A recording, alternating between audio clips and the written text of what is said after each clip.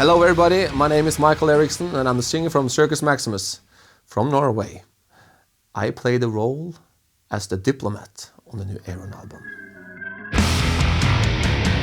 He and I have talked on the email or Facebook for a couple of years now, I think. And when the time was right, and now's the time is right now to collaborate together and do something cool. And so that's it. Perfect for me to come down here now and be a part of this musical journey. I didn't even think about it. It's like, of course. Oh no, I got to think about it. I got this Battlefield 1 coming out. I can't come over because I got to play that game. That didn't happen. I came right away. But still, he sent me the demos and IDs he had in the summertime. Now it's November, so I've had like 3 months to prepare myself for this weekend. I've been listening to the demos on and on and on, and Ayreon is very, very professional. Like, he sent me all the ideas, and then he sent me also the same parts without the vocals. So for me to rehearse at home, it would be much easier than to sing along with somebody else. So that's how I prepare myself. Sitting at home, listening, sitting in the car, listening, and singing along, of course. What I did that I shouldn't have done, I listened to the demo too much. So I shouldn't have listened to the demo vocals at all, because then I would have come up with my own melodies, But again, he probably would have changed it anyways, until it would have become the ones that he has on the demo. So anyways, yeah. I'm also a perfectionist, but he's a more perfectionist. So, and he hears things when I sang a line or whatever. Then I was like, oh, not that happy. Oh, I don't care, because you had that little touch there. That's what I need. Oh, well, okay then. He has all these ideas in his head of how it should end up. So if I also have an idea, and I like with demos, I have already printed the melodies in my head, and when he then changes it to something totally different, that's when the fun and not the fun starts, because that's when it's getting hard, like small half notes. And a fun thing when we did the vocals yesterday is like I did this vocal line, and they said maybe should try to add some harmonies. And for me then, being a Joey Tempest kind of guy, it's pure melodic rock. I had this cool add to the vocal line, but he's like, no, try to sing this. Like, that? How can that fit with that pure melodic line that I just sang? So we tried it. It sounded awful, but then we added another line that he had this in his head, and it sounded like he sounds like. So that's one of the things I was not scared of, but knowing that this could be a pretty rough ride, because I know his choirs and stuff, that it's so good and it's so weird at the same time, but it's his sound. But I liked that many of the parts that I'm singing is really a Michael Eriksson vocal melody line. So it's like when I heard the demos, oh, this is like me. This is what I like to sing. So he, like he said, he told me when he had my singing and when we wrote the lyrics and the melody, this is how Michael would have sung it. So that's cool. That's nice. And he has that with all the singers on the album, knowing what they can do. Then they will sing like this on this album, because that's how they sound. I've heard them in their bands. I was like, okay, this is cool, great singers. But when he uses the vocals from them, he gets them to sing another way still. And I just love that. And so also that sometimes that happened with me also during the vocal recordings now. That's like he brought out the best in me, But I have to say that singing these kinds of melody lines and a story, and the most important thing is the story. Everybody could sing the melody lines, but you have to mean the words you have a character in the story. So he's very passionate about that. Like, say that this is the end of the world. Just sing it like, this is the end of the world. You know, can't sing it like that. Just, this is the end of the world. You know, something like that. And it sounds more more realistic. But yeah, he's a control freak in a good way because he knows what he wants. And there's no room for chances. Like, okay, this is okay. If you then release an album and it's 85% good and you could have made it better, then that's what it's going to be. You need to make it something special. Oh, this is going to be a killer album. It's going to be so good. It's and I'm so happy to be part of it. But listen to all the parts that I've been singing. It's just a part here, part there. And when I hear other singers sing their parts, hey, that sounds like my part. So I know there's some link in between here, you know. So that's what I'm looking forward to hear when the album comes out. Where's my part? Where in that song? You know, how is this combined together? So yeah, it's cool.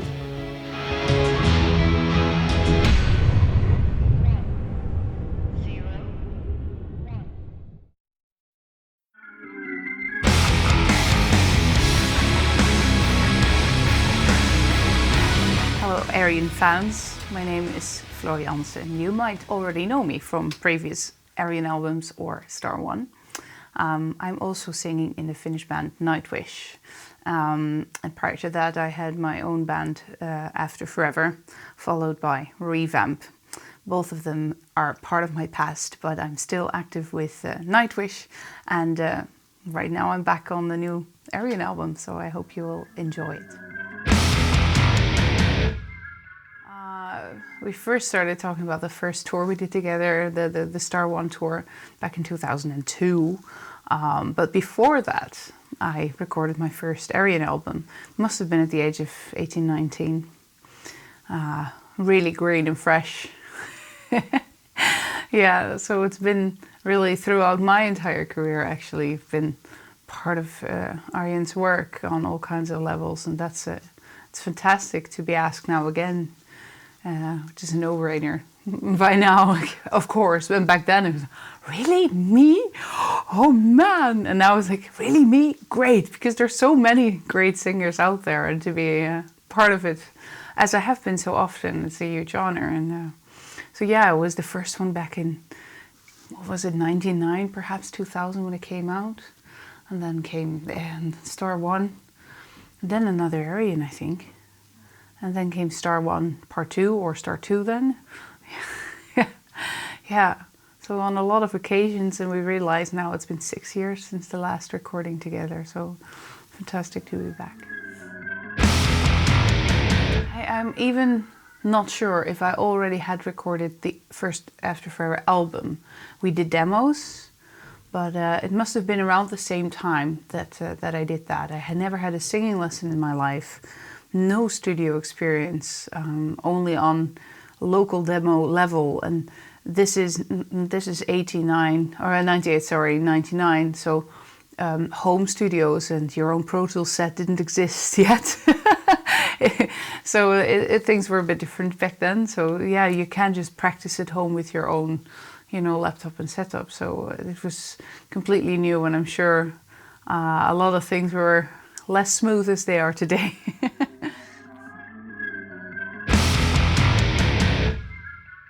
It's been making me sing all kinds of stuff. Yeah, very varied, I would say, but a lot of power stuff. So I've been belting my lungs out in there, which I really love doing. So right up my alley. Really cool to bring out the rocky edge, and I think the majority of what I've been doing is that, but there's also some more softer stuff, and there will be even some more operatic stuff coming in. So I got the diversity challenge again, but mainly the rock goddess in me can come out, yeah. In the preparation, if it would have been my own, I wouldn't have had a guided vocal like I have now. So there is already an interpretation, which I don't always like, because I don't want to color already like I've heard.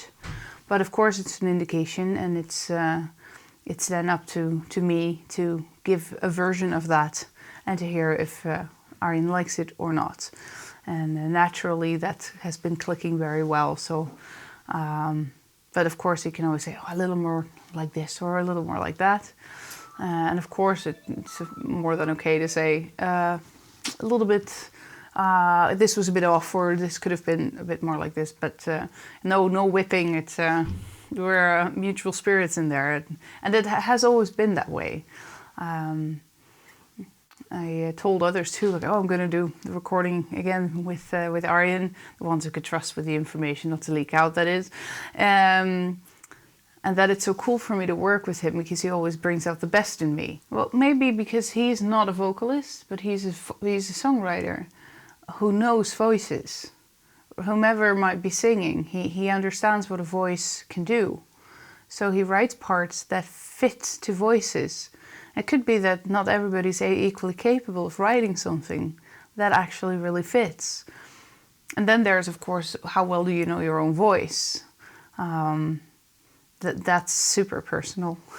But if Ayreon gets a hint of what you could do, he'll bring out the best. And I know he's done that with a lot of singers, and that's a quality that now, how many years has it been? 15, 16 years later, it's still... We walk into the room and a few minutes later we're up and running, and that's great. It's very special. No idea. I have no idea. I don't really... No. So that's cool, because in the time that we've had to prepare, and that I am now, the focus is fully on the parts I'm going to sing. Get the energy there and the feeling. But even though not knowing the details of the character or where I am in the story, but the music does most of the talking, and the lyrics fit to what the story's been doing. So I think I now only know fragments of a puzzle, both musically as story-wise.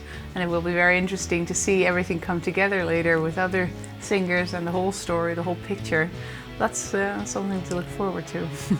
I'm sure a lot of Ayreon fans are dying to know more.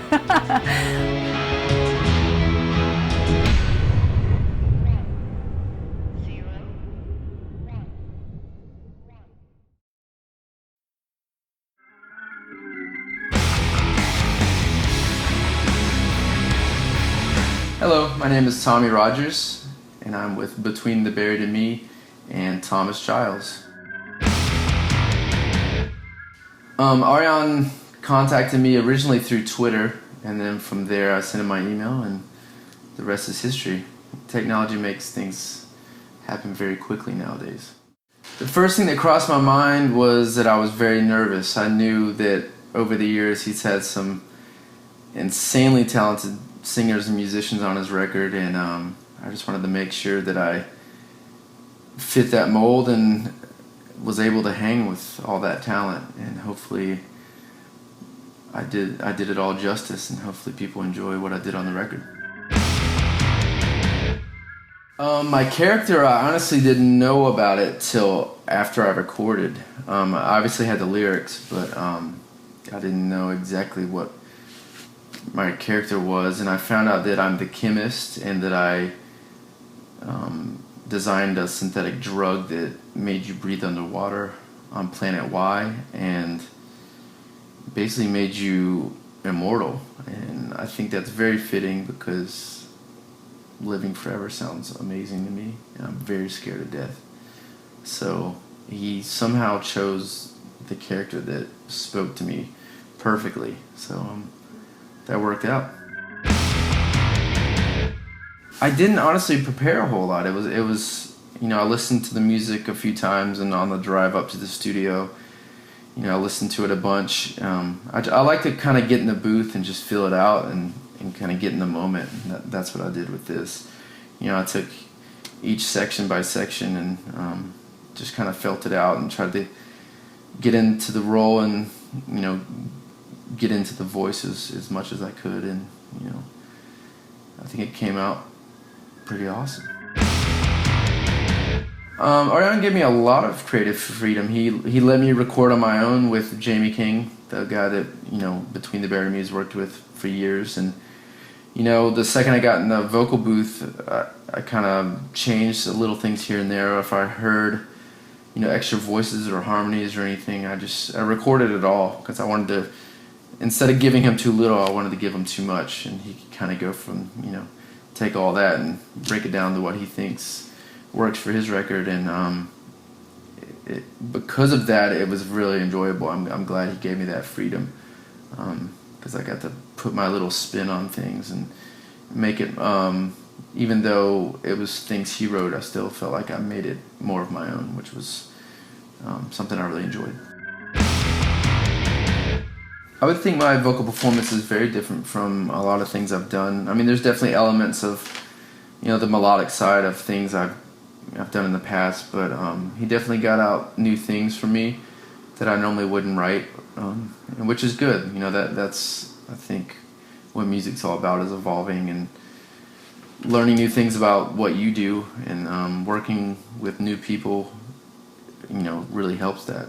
I would consider myself a chameleon in a lot of ways, and I think I'm able to kind of get in the song and fit the character when it needs to be, get the character where it needs to be, and I think I did a pretty good job, and, you know, we were very much on the same page. I feel like what he sent me spoke to me instantly, so yeah, it was a good process. You know, honestly, it's just being part of the project, being part of this legacy that he's been doing forever, and all the people that have been a part of the Ayreon Records, and, you know, I'm very humbled and flattered to be part of this music, and, you know, I'll always remember that. I don't have a whole lot of skeletons in my closet, so to speak. I only have one shoe on right now. I bet nobody knew that, because you can't see my feet. It's just my sock, and there's my shoe. Other than that, I have a big toe. I don't know, I'm pretty boring. I'm pretty simple.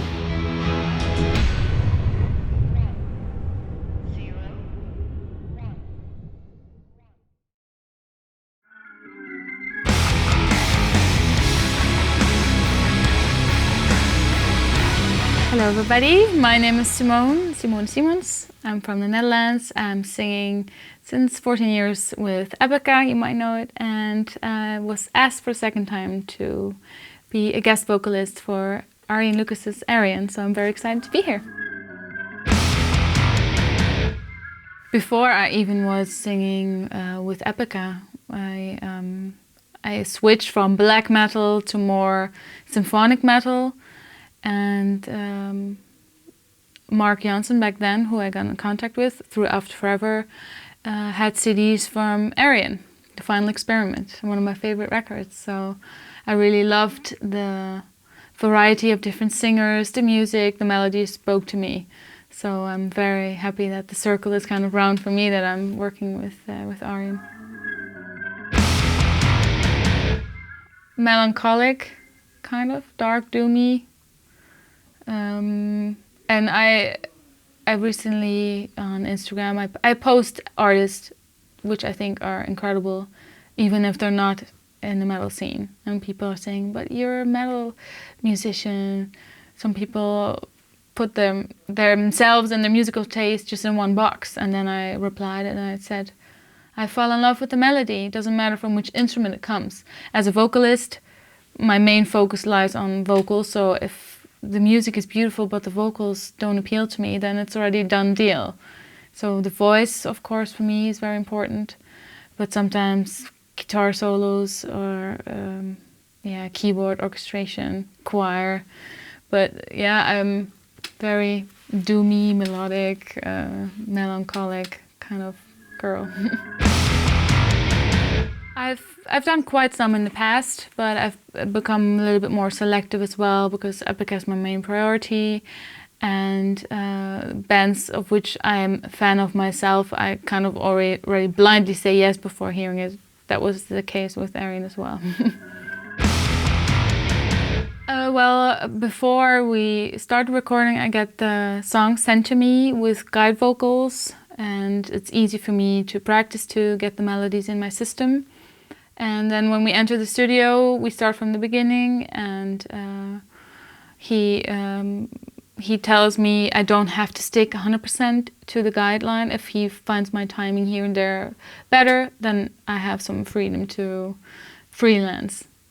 But things are going really smooth, really fast, and even small ideas that I tell him, he says, okay, let's try it. And it might be some of my little brain concoctions on the city. That is difficult because I don't know. I've been sent the parts of which I'm singing on, so not the whole songs. Ayreon just told me before about one song that I'm leaving my loved one behind to get more into character, because I've kind of got a blank canvas to work on, and he just guides me. He didn't give me a full heads up what or who I am. But I have a feeling I'm human leaving the planet, and then I have a loved one that I have to leave behind. So that's already kind of enough for me to work on. He just gives me little clues, and then if he likes it, that's the most important. Great fun, as it was the first time. Normally when I work with new band or artists, I'm always a little bit excited, slightly nervous to see if there's a chemistry, and Ayreon has good chemistry. Now we just started with song number 1, which is kind of strong, powerful. But whenever I'm recording vocals with Epica, I mostly, to kind of get into it, take the more easier songs that are not that demanding of my voice or my energy in general, because you have to use your energy sparingly.